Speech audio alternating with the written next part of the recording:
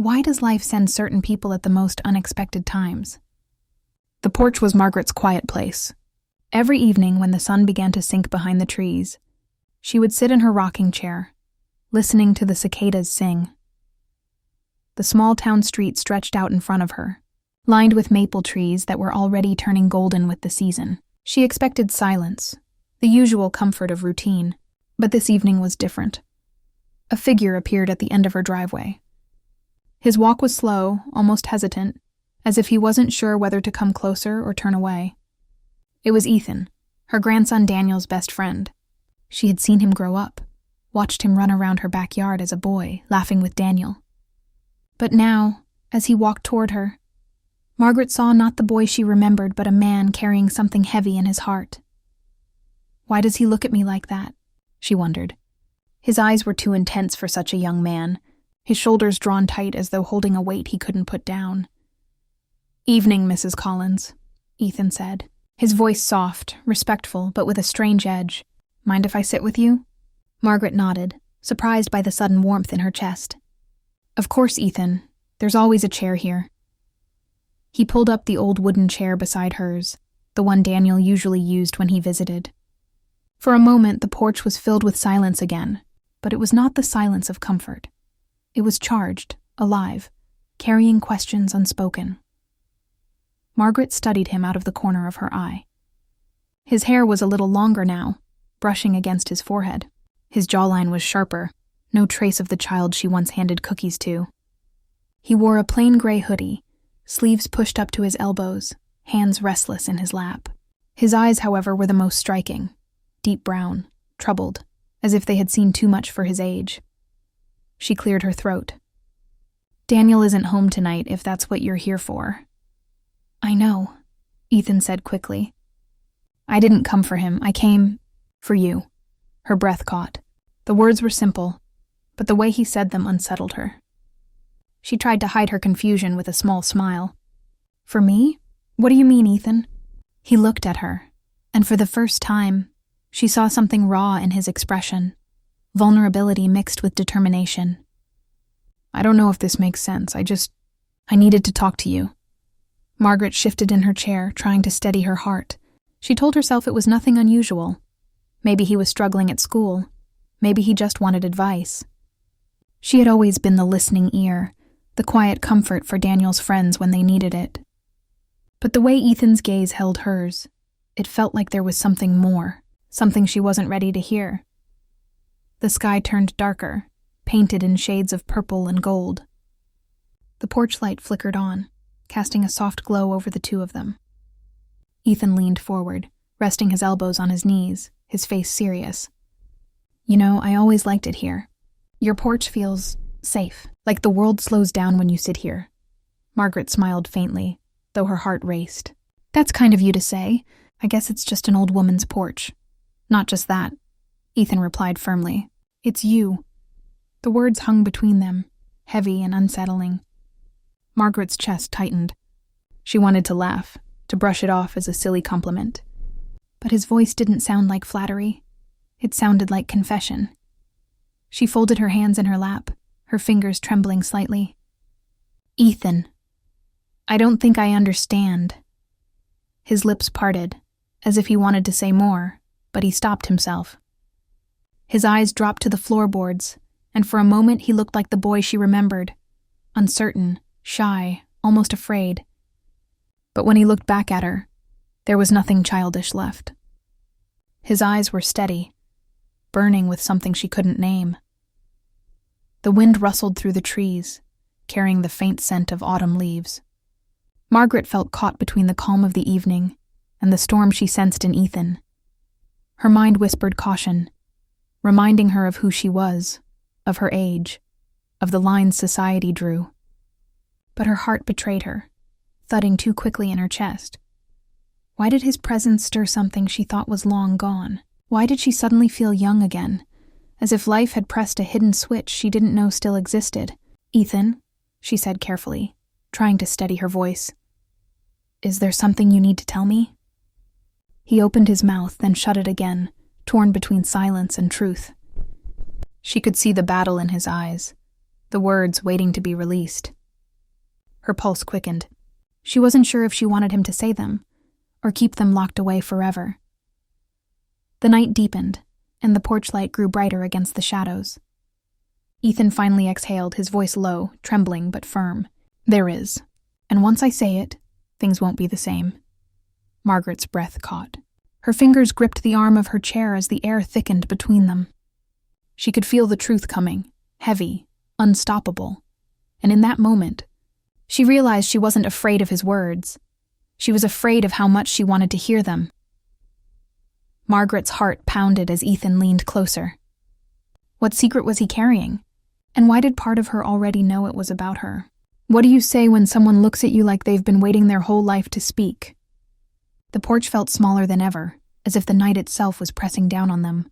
Margaret's rocking chair had stilled, her hands folded tightly in her lap. Ethan sat only a few feet away, but the space between them felt alive, heavy with words he was holding back. The boy she once knew was gone. Before her sat a man on the edge of a confession. Ethan's gaze didn't waver. His brown eyes seemed darker under the porch light, carrying shadows that unsettled her. He inhaled deeply, as if the courage he needed came from the night air. "I used to come here with Daniel all the time," he began, his voice low but steady. "But it wasn't just for him. It was for you." Margaret's chest tightened. She blinked, sure she had misheard. "For me?" The words echoed in her mind, twisting her heartbeat into something unsteady. She tried to laugh softly, searching for normalcy. "Oh, Ethan, don't be silly. I just gave you boys cookies and let you use the yard. That's all." But Ethan didn't smile. His expression only grew more serious, his jaw tightening as he leaned forward. "No, it wasn't just that. You listened to me when nobody else did, even when I was just some kid running around. You saw me. You asked me questions. You cared. Do you know how rare that is?" Margaret swallowed hard. She told herself it was just gratitude, the kind of affection young people sometimes feel toward older mentors. That was safe. That was explainable. But his tone didn't sound like gratitude. It sounded like longing. "Ethan," she whispered, unsure how to continue. Her mind told her to stop him, to set boundaries, to keep this conversation from drifting where it shouldn't. But her heart refused to interrupt. Ethan looked down for a moment, his hands twisting together. When he spoke again, his voice cracked slightly. "I know I shouldn't say this. I know it's crazy. But every time I came here, I wasn't just happy to see Daniel. I was happy to see you. The way you smiled, the way you listened, the way you made me feel. Safe, important." Margaret's breath caught. She turned her face away, staring at the shadows stretching across her garden. Her heart was betraying her, racing too quickly, as if it remembered something her mind wanted to forget. Loneliness had been her quiet companion for years. She had buried that part of herself under routines, under polite smiles, under the word grandmother. Yet here was Ethan, dragging that hidden longing into the open. She forced her voice to sound calm. "Ethan, you're young.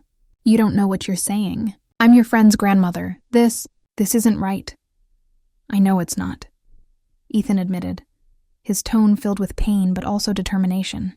He looked up, and the vulnerability in his eyes startled her. "But it's the truth, and I can't keep it inside anymore."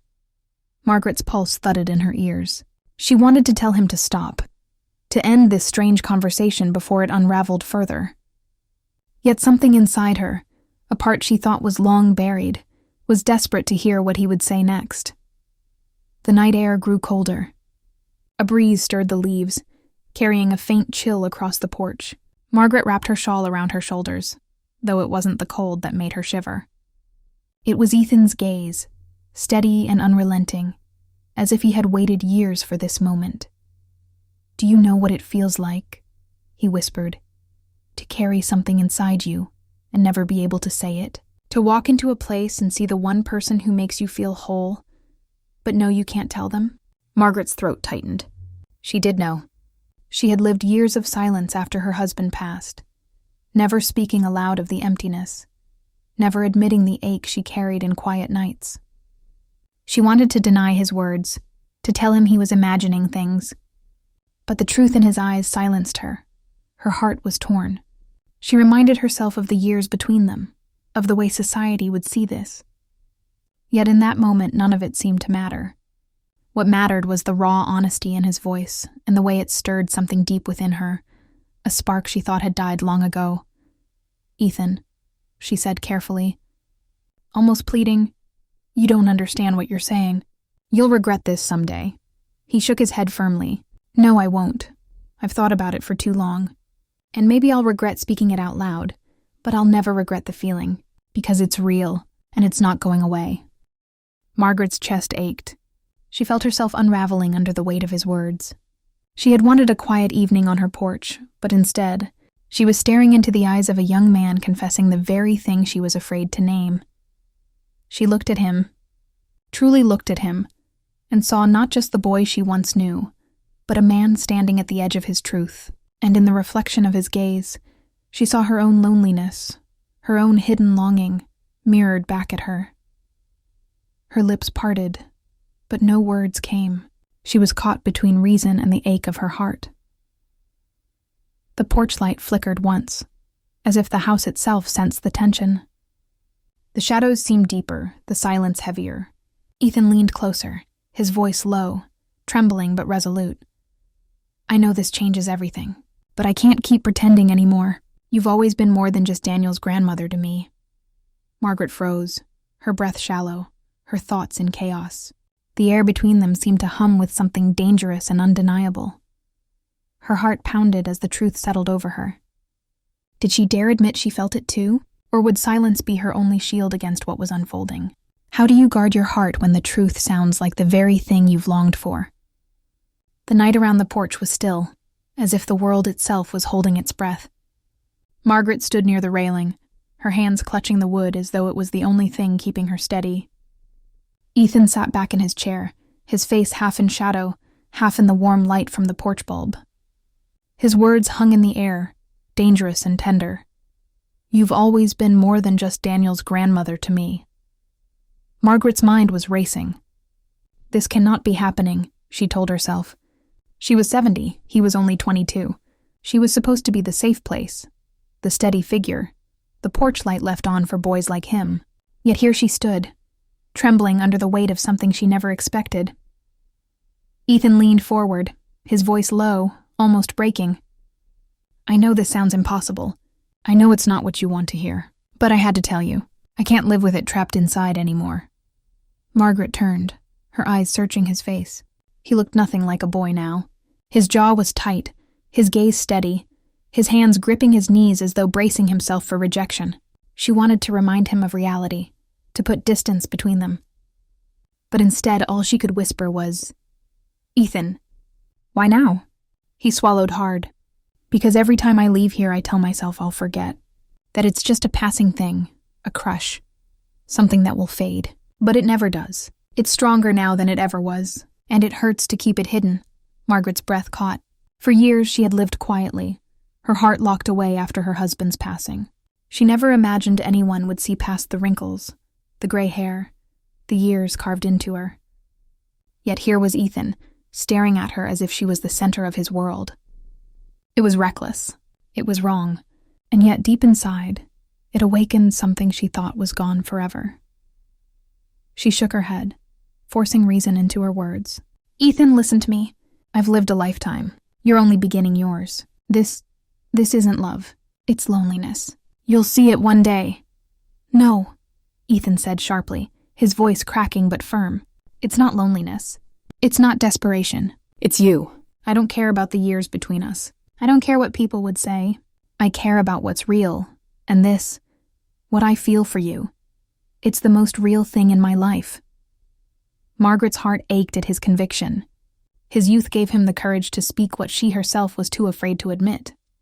And that terrified her, because a part of her, hidden and quiet, wanted to believe him. The night air grew cooler, brushing against her skin like a reminder of reality. She pulled her shawl tighter, but the chill wasn't from the weather. It was from the storm inside her. She looked at Ethan, her voice trembling. "Do you understand what you're saying? Do you understand what this would mean for me? For you? For Daniel?" "Yes," Ethan whispered, his eyes burning into hers. "I've thought about all of it, and I still feel the same." Margaret turned away, staring into the dark yard where the trees swayed gently in the wind. She wanted to hold on to reason, to remind herself of the lines she could not cross. But Ethan's words had already slipped past her defenses, reaching the quiet part of her heart that longed to be seen, to be wanted. She remembered the years after her husband's death, the silence of the house, the empty side of the bed, the dinners eaten alone. She had convinced herself she was done with longing, that her story had already been written. But Ethan's presence cracked open that certainty, and she hated how much it stirred her. "Ethan," she said softly, "you're making this harder than you realize." He stood suddenly, stepping closer, his voice urgent but gentle. "I don't want to make it harder. I just want you to know the truth. Even if you can't accept it, even if nothing ever comes of it, I need you to know." Margaret's heart pounded. He was standing only a step away now, his height shadowing her smaller frame. She could feel his nearness, the intensity radiating from him, and it made her knees weak. She forced herself to meet his eyes, searching for any hint of doubt. But all she saw was raw devotion. Her voice cracked. "You're asking me to step into something that could break us both." Ethan's lips pressed into a thin line, his voice barely above a whisper. "I'm asking you to see me, not as Daniel's friend, not as a boy, just as me." The silence between them stretched, filled only by the hum of the porch light and the distant chirping of crickets. Margaret's hands gripped the railing so tightly her knuckles whitened. Her heart screamed for escape, but her soul was frozen in place. She should have walked inside. She should have ended it. But she didn't. Instead, she whispered words she didn't mean to let slip. "You don't know what you're doing to me." Ethan's eyes widened, a flicker of hope flashing across his face. "Then you feel it too." Margaret turned sharply, her breath uneven. She hadn't meant to confess. She hadn't meant to reveal the war inside her. Yet now the truth was out, hanging between them like fire waiting to burn everything down. Her heart raced, torn between denial and surrender. She wanted to say no, to push him away, to keep her dignity intact, but her voice refused. Instead, her silence told him everything. Ethan stepped back slightly, giving her space, but his gaze never wavered. "I'm not asking you for an answer tonight. I just needed you to know. Whatever you decide, I'll accept it. But I couldn't keep this inside any longer." Margaret's chest rose and fell with uneven breaths. She felt exposed, vulnerable in a way she hadn't felt in decades. The porch that once gave her comfort now felt like a stage where her deepest fears and desires had been laid bare. The night was quiet, but inside her, everything was in chaos. Margaret clutched the railing tighter, her heart trembling with a question she couldn't silence. Was this the start of something forbidden, or the moment she would lose herself forever? When your heart is torn between reason and desire, which voice do you listen to? The night had deepened. The porch light glowed like a small beacon against the dark, casting long shadows on the floorboards. Margaret stood frozen, her hand gripping the railing, her breath shallow. Ethan had spoken his truth, and now every second felt heavier, like time itself was pressing on her chest. Ethan stood a few feet away, his posture tense, his hands shoved into his pockets as though holding himself back. His words lingered in the air, impossible to ignore. "I'm not asking for an answer tonight, but I had to tell you." Margaret's heart was in chaos. She could feel the pull of his honesty, the raw devotion in his eyes. She also felt the weight of her years, her history, her role as grandmother. Every instinct told her this was a boundary she couldn't cross. Yet another voice inside whispered, "What if this is the last chance to feel alive again?" She turned her face slightly, her voice trembling. "You've put me in an impossible place, Ethan." "I know," he admitted, his tone quiet but steady. "But I couldn't keep it inside anymore. I'd rather be rejected than live my whole life wondering if you knew." Margaret closed her eyes. His youth frightened her. Not because of his age alone, but because of what it meant. He still had choices, opportunities, people his own age who could love him freely. She didn't want to be his mistake. And yet, the way he looked at her was nothing like a mistake. It was pure, unguarded, fierce. She whispered, almost to herself, "You make me feel seen in a way I haven't felt in years." Ethan's head lifted quickly, hope sparking in his expression. He took a step closer, then stopped himself, his voice tight with restraint. "Then don't shut it down, Margaret. Don't pretend it isn't there." Her throat ached. Every part of her wanted to deny him, to hold on to dignity and reason. But she couldn't lie, not to him, and not to herself. Something had been stirred awake, and it was too real to bury again. The porch fell into silence once more, the only sound the faint rustle of leaves in the wind. Margaret's fingers trembled against the railing as she finally turned to face him. Her eyes glistened with unshed tears. "I don't know what to do with this. I don't know how to carry it." Ethan's jaw clenched, but his voice softened. "You don't have to carry it alone." The sincerity in his tone broke something inside her. For years, she had walked through her days alone, never admitting the emptiness, never speaking aloud the yearning that lived quietly beneath her routines. Now here he was, offering her something both terrifying and beautiful. She shook her head, torn. The world would never understand. People would judge. My family would... "Forget the world," Ethan interrupted, his voice firm but gentle. "It's just us here. Right now, no one else." Margaret's breath hitched. His words wrapped around her, dangerous in their simplicity. For a brief moment, she allowed herself to imagine it. A life where she wasn't bound by the expectations of others, where she let herself be wanted, cherished. The thought was intoxicating and frightening all at once. The porch light flickered, as if even the house held its breath. Ethan reached out slowly, carefully. His hand didn't grasp hers. It hovered, trembling, just close enough for her to feel the warmth radiating from his skin. A silent offering, a silent plea. Margaret's chest tightened. She didn't move her hand away, but she didn't take his either. The space between them buzzed with a tension that was almost unbearable. "You're asking me to risk everything," she whispered. "I'm asking you to choose what makes you feel alive," Ethan answered. His voice cracked, but his eyes never left hers. Her heart thudded painfully. She wanted to tell him no, to end it here before it spiraled further. But her silence betrayed her. Her body betrayed her. She wasn't ready to let go. Ethan lowered his hand, not in defeat, but in patience. "I won't push you. I'll wait. No matter what you decide, I'll wait." Margaret turned away, her throat burning. The words she longed to say stayed locked inside, trapped by fear and duty. She knew the right thing would be to walk inside, close the door, and never look back.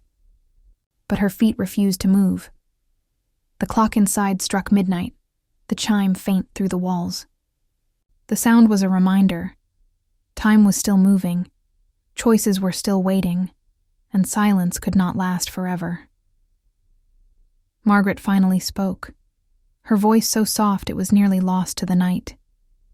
"You've woken something in me I thought was gone. I don't know if that's a blessing or a curse."